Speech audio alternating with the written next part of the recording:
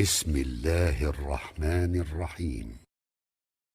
محبوبumuz, Halıkımız, Malikimiz, haqiqi dostumuz bolun, iyemiz bolun Allah tebareke ve Taala'nın ýagşy atlarynyň gurrunu musulman dogullar.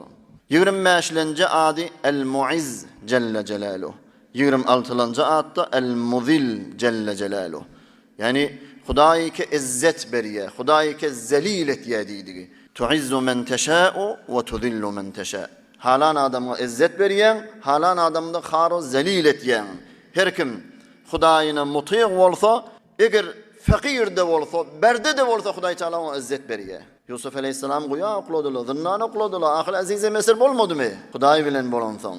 Emme haýsy adam Hudaý Taaladan daş bolsa, iman getirmese, haram işleri, günah işleri etse, padişah da bolsa Hudaý Taala onun derejesini aşağı gaçyrýar. Firavun näme etdi? Onu zelil etýär. Bir awurdum suw bilen ol derýa garq etdi. Azizi yo khari to baxşiyo bes. Azizi to khari nebinet zekas. Men kana yuridul izze felillahil izzetu jemi'a.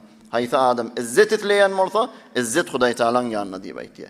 İzzeti berýän Hudaý, emma sebep bolýan iman we amele salih. Zelil etýän Hudaý, emma sebep bolýan küfr we maasi musulman dogulary. Necre zindagimizde getirmeli? Haýsy adam Hudaý bilen bolsa, dünýäde izzet gerek. Ali ibn Husayn rahimehullah bir gurrun aýtdy. Husayn radıyallahu ta'ala anhu oğlu. Sen dewerektaşyňda adamyň ýok, bir güýçli taýfaň ýok, bir daýaw dostluň ýok. Onu da izzet etleýän. Padişahda onu da heybet etleýän. Mal mulkun kendel onu da milletin arasında bir abrayım bolsun diýen günäň zilletinden daş durdu. Taat ibadetin izzetine yavuş. Hudaý Taala fakirde bolsaň izzet berer. Hiç adamyň dewerektaşyňda adamda ýok bolsa aziz eder seni. Padişah de bolsaň da Hudaý Taala heybet berer başga adamlaryň gözünde. Peygamber sallallahu aleyhi ve sellem dua etýärmişdi hemişe. Ey bar Hudaýa, günäň horlugyndan taat ibadetin ullugyna garşy erte bermeni. Ey bar Hudaýa, özüňe ibadet etdirip bize izzet bereweri.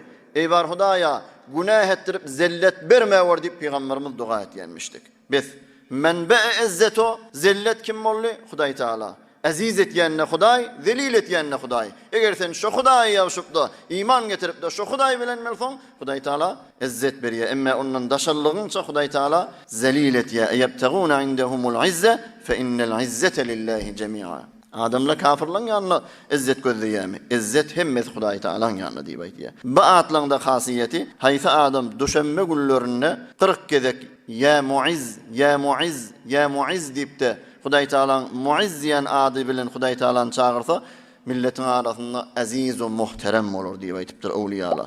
Haýsy adamda günnüz ýa giýje 75 gezek ya mudil, ya mudil, ya mudil diýip de izinden secde gidip dua etse, Hudaý Taala onu hesadet etýän, onu beddua berjek bolýan, onu zulmetjek bolýan, onu telekele etjek bolýan, hemmesiniň şerrinden onu nejat berer diýip aýtypdyr. 75 gezek ya mudil diýip de izinden secde gidip de dua etse.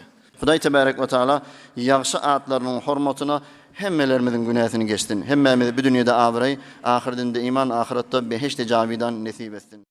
برای مشاهده ویدیوهای بیشتر به کانال یوتیوب سخنرانی های علماء ترکمن سر بزنید، مشترک بشید و منتشر کنید، اجر ببرید.